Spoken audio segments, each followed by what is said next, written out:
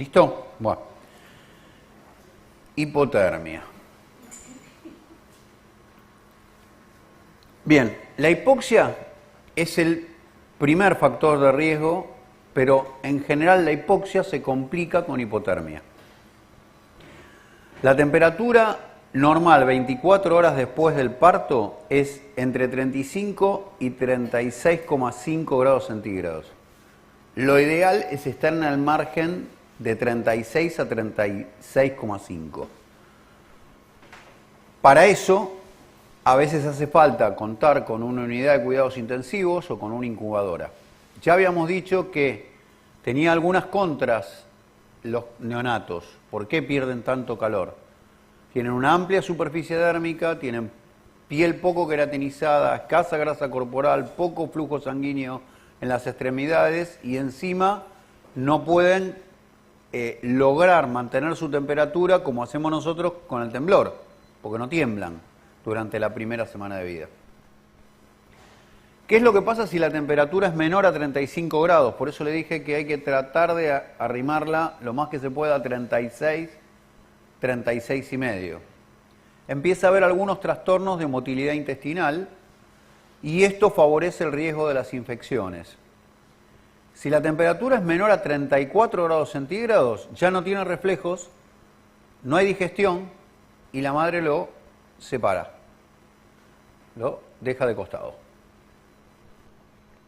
¿Cómo podemos registrar esto? Lo mejor es temperatura rectal. Y por supuesto la temperatura del nido, que la primera semana tiene que estar entre 30 y 32 grados, en la segunda semana ya 27, 29 grados, en la tercera alrededor de los 27 grados y después en los 20. El termómetro, como les digo, en el piso del nido, o sea, donde está el nido, ¿sí? No me sirve en la pared. Esta es una forma de calentar con luz infrarroja. Esto es en Francia. Esto es en el criadero y ahí tienen el termómetro que mide temperatura y mide humedad. Está en grado Fahrenheit, pero bueno, puede ser en grados centígrados, Fahrenheit lo mismo. Este es otro criadero, también con luz infrarroja. Fíjense la perra, la actitud de la perra es jadear. Ahí la luz infrarroja está demasiado cerca de la perra. La perra tiene que tener un escape de esto. Se tiene que poder correr, porque si no va a terminar con un problema de producción láctea. Es imprescindible secarlos bien porque es más fácil que pierdan temperatura si no están bien secos. Acuérdense del bajo tejido adiposo, de la imposibilidad de temblar, de la dificultad en hacer vasoconstricción, de la alta relación de la masa corporal con respecto a la superficie dérmica. Todo esto hace que pierdan calor. Pierden calor, baja el ritmo cardíaco. Es una respuesta compensatoria. Por lo tanto, ¿qué es lo que pasa? Les llega menos flujo sanguíneo al cerebro. Menos flujo sanguíneo al cerebro, letargia. Letargia, no llega a mamar. No llega a mamar, menos ingestión de comida, por lo tanto, hipoglucemia. Hipoglucemia, muerte. Ese es más o menos el cuadro. Entonces, fíjense qué es lo que pasa con un cachorro que está por debajo de los 35. No puede digerir. ¿Qué es lo que hacen ustedes? Lo sondean y le dan leche. No puede digerir. Entonces no le den leche, porque si ustedes a un cachorro que está en hipotermia le dan leche, lo sondean, le dan mamadera, lo obligan a comer, lo que van a hacer es llenar el estómago, que está paralítico, con algo que rápidamente fermenta. Con lo cual, de ahí a una septicemia hay un paso muy corto. Siempre primero solución fisiológica con dextrosa. Siempre primero calentarlo, levantarle la temperatura. Y después de levantarle la temperatura, una vez que ustedes ven que empieza a levantar la temperatura, recién le pueden dar leche. La mejor manera de saberlo es hacer un reflejo anal. Si defeca hay motilidad intestinal. Si hay motilidad intestinal, puede comer. Si no defeca y no hay motilidad intestinal, no puede comer. Entonces, hipotermia, más algo que lo fermente, vamos mal. Cuando ya aparece que está con una hipotermia severa, le ponen el dedo y como el cerebro no está recibiendo oxígeno, ni tampoco sangre, no chupa, no tiene fuerza para chupar, no hace nada, no hay reflejo de succión. Recuerden que si su criadero tiene la mala suerte de tener además alguna bacteria que no sea adecuada, el hecho de que tenga parálisis intestinal y parálisis gástrica lo que lleva es que esas bacterias más rápidamente puedan crecer y generar un problema. Y por supuesto que si hay herpes virus, va a estar peor el asunto, porque la única manera de controlar la multiplicación del herpes virus es tener una temperatura constante por arriba de 36 grados. Por lo tanto, no tengo manera de controlarlo. Va a haber cachorros que lo sufran.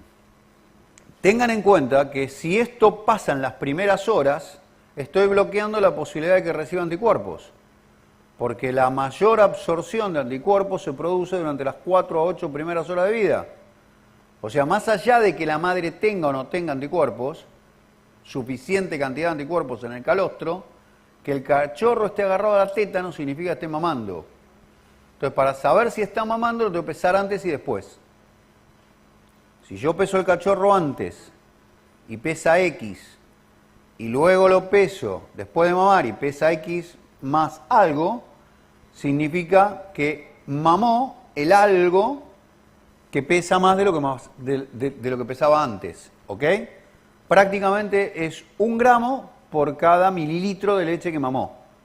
Entonces, si pesa 5 gramos más, 5 mililitros, ¿ok? Más o menos es eso. Bajo estas condiciones que les estoy comentando, ¿qué es lo que va a suceder? Las bacterias colonizan el intestino, empiezan a diseminar toxinas, endotoxinas y luego muerte. Cuando hay una severa hipotermia, ¿sí?, que el cachorro quedó aislado de la madre, el cachorro está postrado en posición lateral con una severa depresión cardiorrespiratoria, solo hace bocanadas, se está apagando, depresión del cesorio, casi sin reflejos, se finí. ¿Ok? Entonces, esto pasa en poco tiempo, a veces en 1 hora, no más que eso. Por eso es imprescindible que esté seco y que esté calentito y que tenga el acceso a una fuente de calor y asegurarse que una vez que está calentito, mame. Es importante no calentarlo exageradamente porque a esta edad, en este momento, como no regula su temperatura, si lo ven que está jadeando, porque sí jadea, no regula la temperatura, pero sí jadea, si lo ven que está jadeando, ojo, porque le van a hacer un golpe de calor. Y el golpe de calor no es solamente en los adultos, los neonatos también lo tienen. Y lo tienen con mucha menos posibilidad de adecuar el medio interno, con lo cual seguramente lleva a muerte. ¿Qué hacemos entonces una vez que estamos en el parto? Lo liberamos del saco amniótico, despejamos las vías aéreas de líquido amniótico, lo podemos hacer con una pera de goma, lo podemos hacer con un sacamocos. Hay unos que se pueden absorber, que tienen un filtro, entonces queda en el filtro, no es que absorbemos los mocos, usamos la boca nuestra como digamos como la presión negativa, así, para poder absorber. No lo hagan violentamente, si lo hacen muy violentamente pueden hacer un espasmo laringio. Las sacudidas no son recomendables, por lo menos toda la bibliografía la dicen así. Yo digo que las brujas no existen, pero que las hay. Yo no conozco ningún criador que no sacuda a los cachorros y no creo que todos los cachorros tengan problemas. Yo nunca vi un cachorro con un edema del sistema nervioso central por las sacudidas. Ahora depende de qué tal lo sacudan, ¿no? Por supuesto. Una vez liberado el saco amniótico, después ¿qué hacemos? Lo secamos con toallas tibias y calientes hasta que empiecen a llorar. No usar secador de pelo, el secador de pelo no es adecuado porque lo puede quemar y además deshidrata demasiado, es un calor demasiado importante para el neonato. Luego, ligar y desinfectar el cordón umbilical, háganlo siempre, es importante desinfectar con tintura de yodo porque si lo que no entra por boca entra por el cordón Las onfaloplebitis son la segunda causa de entrada de infecciones. Hay que tratar de cortar sin tirar, porque si tiro demasiado, en general lo que sucede es que, y en nuestra raza tiene una bastante importante incidencia, hacemos una hernia umbilical. La hernia umbilical en realidad no trae ninguna consecuencia importante, excepto que sea terrible. La verdad es que no genera ningún problema más que estético, pero de cualquier manera, digamos, las que tiene porque tiene que tener está perfecto, las que tiene porque lo hacemos mal nosotros, tendríamos que tratar de evitarlo. La temperatura del nido ya se las di. Tampoco deben estar a más de 37 grados centígrados. Un neonato que está a más de 37 grados centígrados de temperatura rectal, algo no está funcionando bien. Algo no está bien con ese neonato. Si hace falta, suministramos oxígeno, si no, no. Lo podemos hacer con máscara o lo podemos hacer dentro de la incubadora. Siempre hay que pesar al neonato y hay que identificarlo. Lo mejor para mí son las cintas de colores. Siempre es lo que más me gusta. En otros lugares he visto las mismas cintas que se ponen a veces para entrar a algún congreso o algo. Yo acá vi que las que consigo son demasiado caras. Igual no sé si son tan caras como para no justificar hacerlo. Porque son seguras y duran un montón de tiempo y son de papel. Lo que sí hay que cambiarlas varias veces durante el crecimiento, ¿no? Pero bueno, la identificación más importante es durante la primera semana. Después uno también los va identificando por las diferentes manchas y bueno, hay razas que es más difícil, en el nuestro bastante sencillo porque las manchas hacen que sean diferentes. Y ponerlos a mamar cuanto antes podamos. Siempre es importante hacer una revisación metódica del neonato y ordenada, ¿sí? Porque acá es donde tenemos que ver todas las enfermedades congénitas, en este primer momento.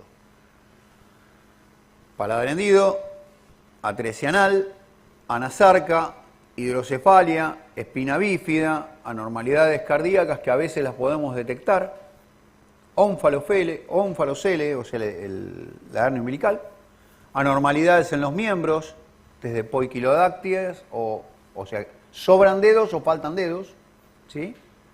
Y después cualquier otra anormalidad, todos esos, ¿sí? Hay test genéticos que podemos hacer, o sea, uno puede en los reproductores hacer ciertos test genéticos, cada vez tenemos más, y están relativamente al alcance, ¿sí? Hay razas que tienen test genéticos sencillos y hay otras que tienen test genéticos más complejos. Yo con los test genéticos tengo algunas cositas que me preocupan y que me molestan. A mí me molestan los que son más papistas que el papa. Porque cuando yo tengo una enfermedad que, por ejemplo, ¿no? Y siempre lo digo y algunos se enojan, pero yo lo digo. En el boyero estamos testeando una enfermedad. Y resulta que yo lo que les digo es, en mi experiencia, y creo que tengo experiencia en la raza, porque he criado muchos perros, y en la mayoría de los perros que crío los veo. Con lo cual, realmente creo que tengo, y no tengo una línea de sangre, he tenido muchas líneas de sangre dentro del criadero. O sea que en realidad he tenido líneas de diferentes países y con diferentes perros de diferentes países. Y la verdad es que me sobran los dedos de la mano para decir los perros que tuvieron problemas. Y muchos de los perros que tuvieron problemas tuvieron a los 8 o 9 años. Entonces yo te pregunto, un perro boyero de Berna que tiene 9 años, que tiene 10 años, ¿ustedes creen sinceramente que no va a tener un problema de columna relacionado con la conformación del perro? Porque creo que los tiene todos. Entonces yo me pregunto, ¿de qué se mueren los boyeros de Berna?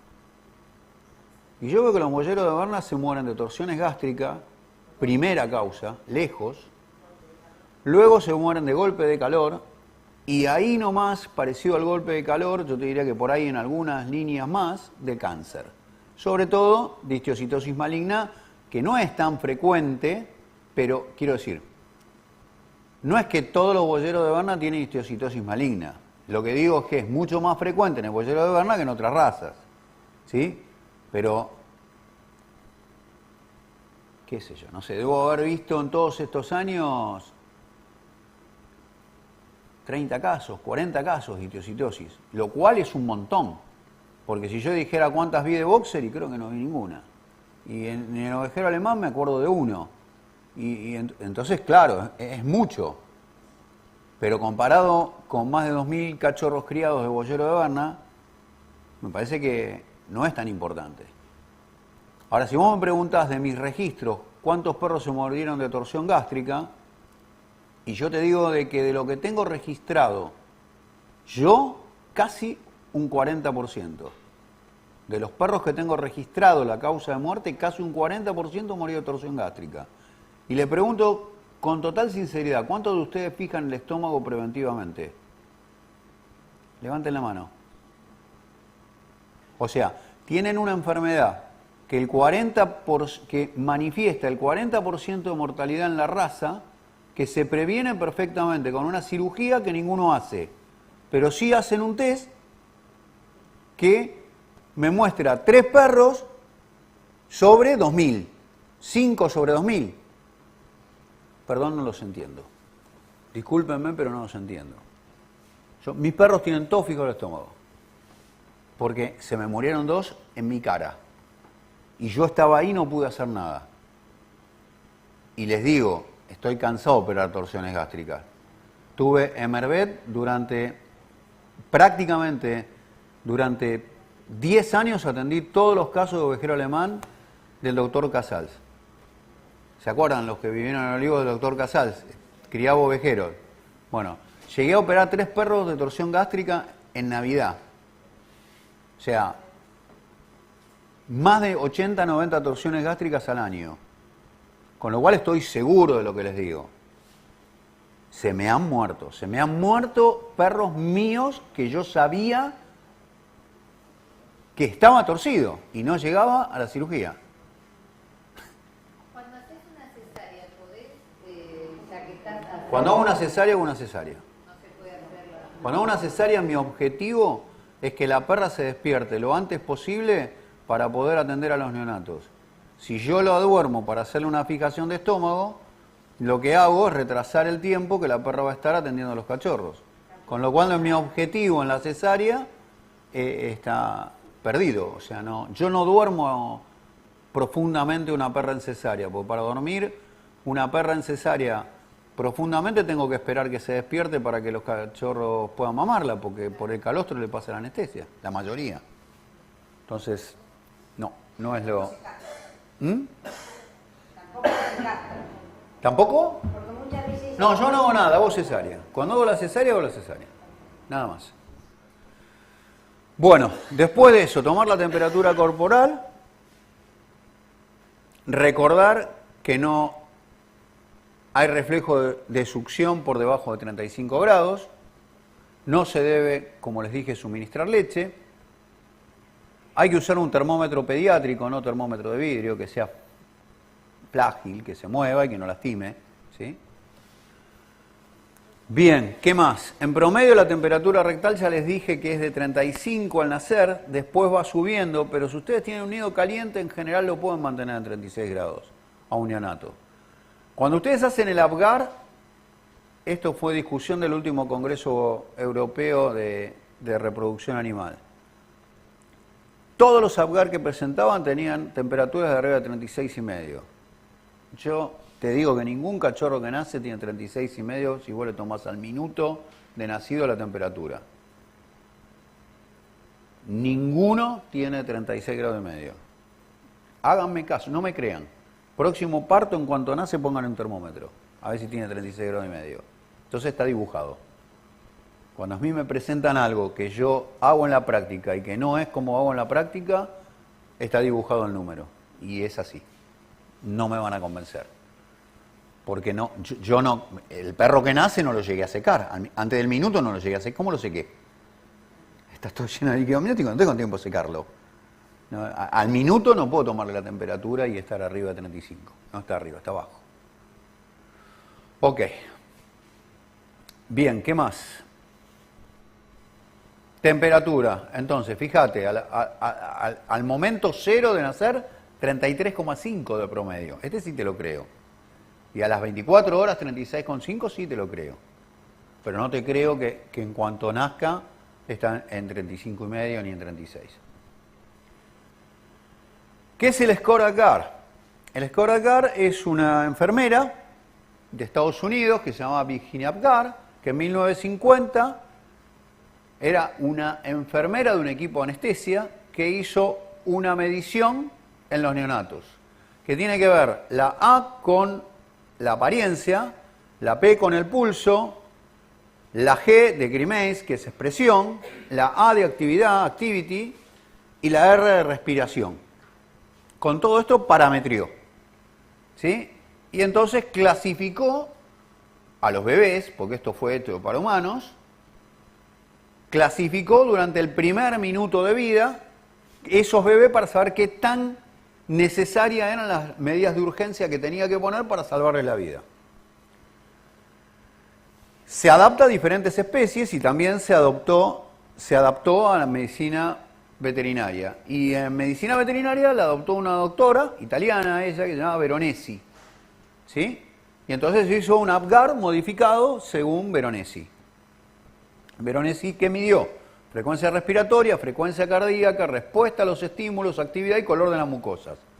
El reflejo de irritabilidad, que era la primera medida de la Apgar que había, es difícil de evaluar en los cachorros neonatos, porque no responden claramente, ¿sí? Es mejor ver la retirada, o sea, la fuerza de la reacción cuando vos le apretás, porque dolor sí tienen, ¿sí? Entonces vos le apretás y retira, y cuando retira, lo evaluás la fuerza que tiene la retirada y si grita, porque le apretás y grita, ¿sí? Entonces, si rápidamente lo hace, le das 2 puntos, si lo hace más o menos, le das 1 punto, y si no, le das 0 puntos. Y así se da para cada una de los puntos. Pero miren esto.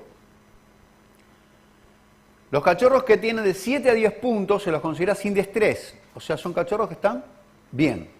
Los que están entre 4 y 6 puntos tienen un distrés moderado. Y si tienen entre 0 y 3 puntos, tienen un distrés severo. Es un test que lleva 1 minuto hacerlo, por cada cachorro. 1 minuto. Con esto yo ya tengo una idea rápida de qué es lo que está pasando y qué tan intensas van a tener que ser las medidas de resucitación que tengo que hacer. Hay un estudio sobre 347 cachorros donde se evaluó en base al Apgar las posibilidades de vida durante las primeras 48 horas. Y dice que los cachorros que tienen Apgares por debajo de 7 tienen un altísimo riesgo. Cuanto más abajo, más riesgo tienen. El porcentaje de mortalidad fue de un 22% en cachorros que tienen un Apgar menor a 7, versus un 1% en cachorros que tienen un Apgar más alto. ¿Sí? Miren si es importante. Ahora, solo sirve para medir el riesgo de mortalidad durante las primeras 24 horas. Fuera de esas 24 horas ya no tiene sentido evaluar por el Apgar. Bueno, estas son las planillas que nosotros usamos, donde están evaluado el Apgar. Esto se lo damos a la gente que está en nursery, me tiene que pesar después de cada mamada, y me tiene que ir anotando. Y esto es una planilla completa que está colgada en nursery, donde primero evaluamos el Apgar, clasificamos el Apgar, y después lo que hacemos es ver los reflejos en pediatría. Los reflejos hay que mirarlos de acuerdo a la edad que tiene el perro. Quiero decir, hay algunos reflejos en los primeros días que luego cambian luego. Por ejemplo, en los perros adultos el reflejo extensor cruzado es anormal. Si yo aprieto una pierna posterior, un miembro posterior, y el perro lo extiende, es anormal. En un neonato es normal. Entonces, si tiene un reflejo extensor cruzado, está bien. ¿Sí? Bien.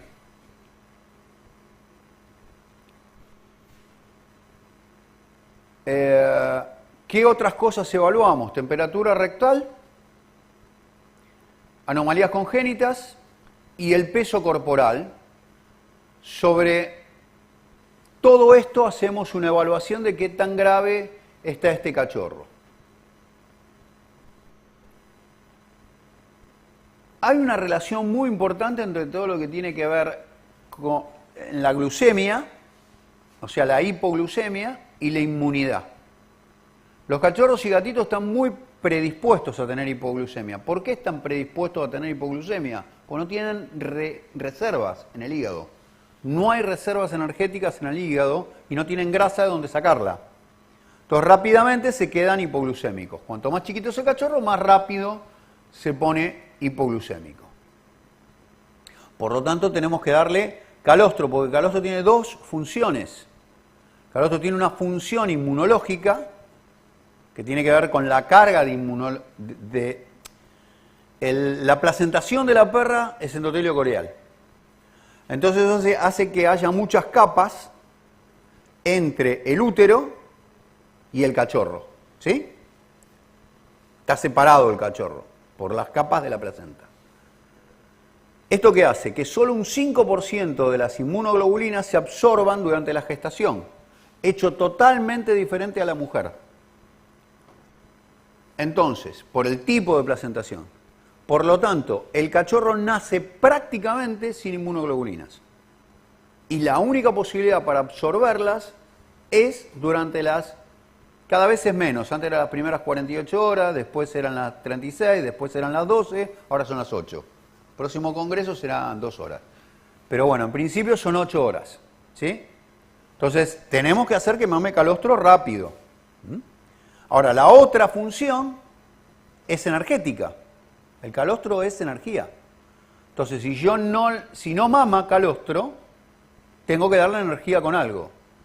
Entonces, si yo no le puedo dar calostro, porque no tiene calostro, porque se murió la madre, porque la perra tiene una mastitis, porque lo que fuera, porque la madre está dormida después de una cesárea y no, yo tengo que darle por lo menos energía, si no le voy a dar inmunoglobulina. La energía se la puedo dar con leche. La leche es una buena fuente de energía, pero no es una buena fuente de inmunoglobulinas. Entonces a la leche le tengo que agregar algo. ¿Y qué le puedo agregar? Le puedo agregar calostro congelado, si lo tengo. Le puedo agregar suero de otra perra. Le puedo agregar suero de la misma perra. Todas esas van a tener inmunoglobulina. ¿Y el suero puede tener energía? Y puede tener energía si cuando saqué la sangre le di de comer primero a la perra. Normalmente nosotros cuando vamos a hacer un análisis nos dicen ayunas. ¿Por qué? Porque le molesta toda la grasa, todos los lípidos que están en el suero. Pero si yo tengo que usar el suero para dárselo a un cachorro, lo que yo quiero es que tenga energía. Si yo quiero que tenga energía, le digo coma primero y después que come le saco sangre y después saco el suero y entonces tengo un suero con energía. Bien.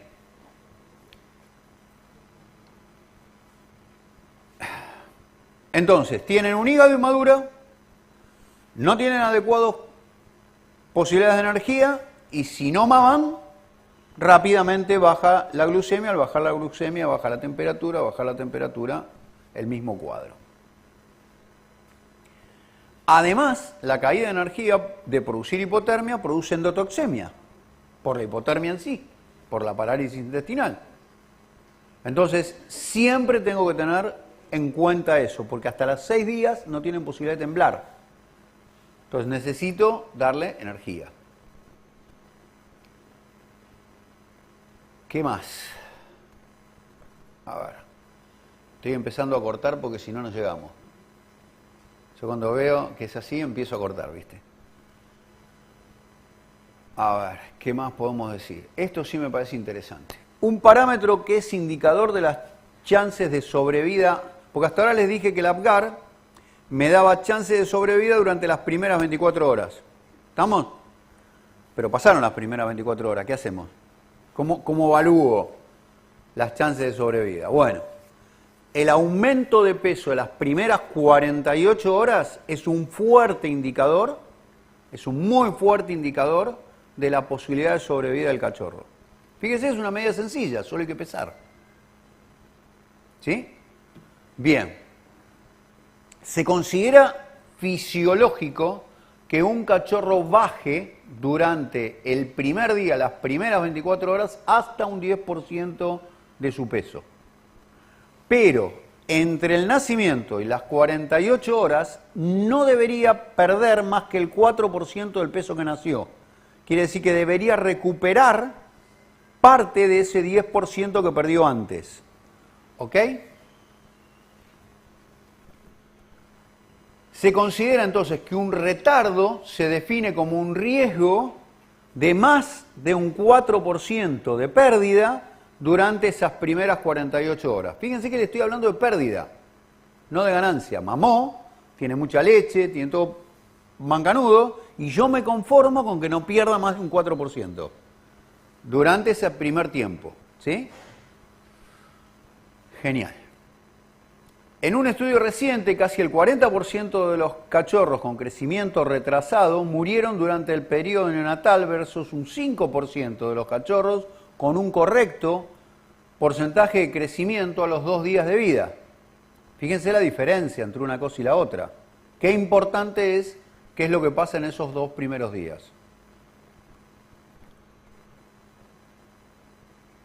Si pierde más que eso, significa de que no ha tenido la posibilidad de mamar mucho calostro. Y hay un montón de... Acá voy a pasar rápido, entonces voy a redondearlo con palabras y no siguiendo el ritmo. Hay un montón de tabúes en esto. Que las mamas posteriores producen más calostro que las anteriores. Que el anterior izquierdo produce más calostro que el anterior derecho. Que la... No hay ningún estudio serio que diga que una mama produce más leche que la otra. No hay ningún estudio serio que diga que el perro que está en la última mama mama más que el que está en la primera. No hay estudio serio que diga que la perra que tiene más desarrollo mamario tiene más leche, puede tener más grasa y no necesariamente tejido productor de leche. Entonces, todo eso no sirve para nada. Y tampoco se repite de parto en parto. O sea que lo que pasó en la lactancia pasada no tiene nada que ver con lo que vaya a pasar en esta lactancia. Por ahí sí, pero por ahí no. Pero tienen más cantidad las últimas que las primeras. ¿Quién lo midió? El tamaño. ¿Qué tiene que ver el tamaño? Yo conozco... No, te voy a contestar con algo que nos vamos a reír todos. Yo conozco mujeres que tienen unas mamas así y no tienen nada de leche. Entonces lo que importa es cuánto tejido productor tiene y qué es lo que produce el tejido, no el tamaño de la teta. ¿Sí? Bien. Es así. Bueno, ok. ¿Qué es lo que te está diciendo esto de los 2 primeros días? ¿Por qué es tan importante esto de los 2 primeros días? Te está diciendo cuánto calostro tomó. Lo que te está diciendo es cuánto calostro tomó, porque no puede tomar ninguna otra cosa. Lo único que tiene para tomar es calostro. Y si tomó calostro, en general, tendría que tener inmunoglobulinas. Y si tiene inmunoglobulinas, en general, lo que sucede es que se puede defender de todo lo que está en el ambiente. ¿Ok? Bueno. Crecimiento entre el nacimiento y los 2 días de vida. Fíjense, mortalidad entre el 2 y el día 21. Los cachorros que perdieron más de un 10%, 55% de mortalidad. Los cachorros que perdieron entre un 10 y un 5, un 22% de mortalidad. Los cachorros que perdieron entre un 12%, los cachorros que perdieron de 5 a 0. Un 9% los que perdieron de 0 a 5. Un 3,5% los que ganaron 10 gramos. Y un 1,5% los que ganaron más de 10 gramos. ¿Será importante el calostro? En las primeras 48 horas de un 55 a un 1,5. Asegúrense de que mamen calostro. Asegúrense. Porque eso es lo principal. Son 2 días. No duerman esos 2 días. Asegúrense de que ganen calostro, que tomen calostro. Bien. ¿Qué más? Tengo que pasar todo esto, pues si no, esto lo pasamos. El hígado ya se los comenté.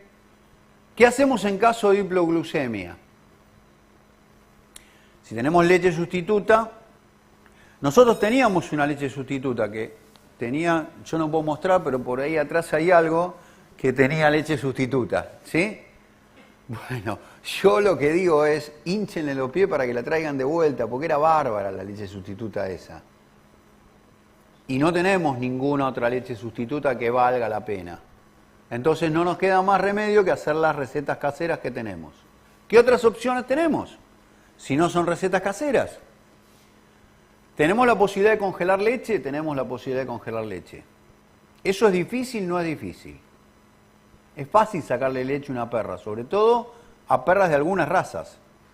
Hay perras que son muy buenas productoras. Por ejemplo, las Beagle son excelentes productoras de leche. Entonces, por ahí en el criadero tengan un par de Beagle que hacen sus pseudopreñeces. La leche de la pseudopreñez sirve igual. ¿Sí? Sirve igual, es la misma leche. Y congelen un poco de leche. Tampoco necesitan tanto, necesitan para el que queda retrasado. ¿Sí? Si la perra está produciendo mucha leche, sáquenle un poquito de leche a la bendita perra mientras que descansa, que total lo que van a hacer es que produzca más, y congélenla. Porque esa leche congelada les va a salvar más de un neonato en esas primeras 48 horas. Por lo menos da energía. Y la cantidad que necesita es muy poco. ¿Sí? ¿Cuánto dura congelada? 1 año. Por lo menos. Bien. Queda el calostro, ya lo hablamos. El 95% ya se los dije. El 95% de las inmunoglobulinas se adquieren de esa manera. Y si no, fíjense, ¿ven qué blanco que está? Este está blanco porque comió antes. Y esta es de una perra que tuvo parvo. Entonces seguro tiene muchas inmunoglobulinas contra parvo. Porque acá no se trata de quién tuvo parvo, sino se trata de quién lo resolvió. Parvo pueden tener cualquiera, porque la verdad no hay ningún problema. El tema es asumir que lo tienen y ver qué es lo que pueden hacer para resolverlo. Y tratar de que no se repita, aprender del error. Bueno, la leche se la pueden dar por sonda, pero a diferencia de lo que yo pensaba antes, la mejor manera de que tomen leche sigue siendo la mamadera. Tiene que ser la mamadera adecuada, uno tiene que cambiar. Cuando uno piensa una cosa y ve que el resultado es mejor de otra forma, tiene que cambiar. Con mamadera funciona muy bien, siempre y cuando el cachorro esté en la posición que tiene que estar. Todos damos la mamadera como estamos poniendo acá, y esto es incorrecto. La mamadera la tiene que tomar como está tomando teta, exactamente igual. ¿Sí? Y tiene que tratar que no entre aire. Y en general se ahoga mucho menos con mamadera que con sonda. Y con sonda tenemos el problema de la represión. Si el que sabe puede hacerlo bien. El que no sabe puede tener riesgo. Y tengan en cuenta esto. Por cada kilogramo de peso, la capacidad del estómago son 50 mililitros. Esa es la capacidad máxima para 1 kilo. 50 mililitros. Entonces, lo que yo puedo reflexionar el estómago no es más que el 50% de lo que entra en el estómago. O sea que yo tengo un cachorro de 500 gramos, tengo 25 mililitros, por lo tanto no puedo hacerle entrar nunca más de 12. Si no, tengo muchas probabilidades de que regurgite. Y si regurgita, lo más probable es que se aspire.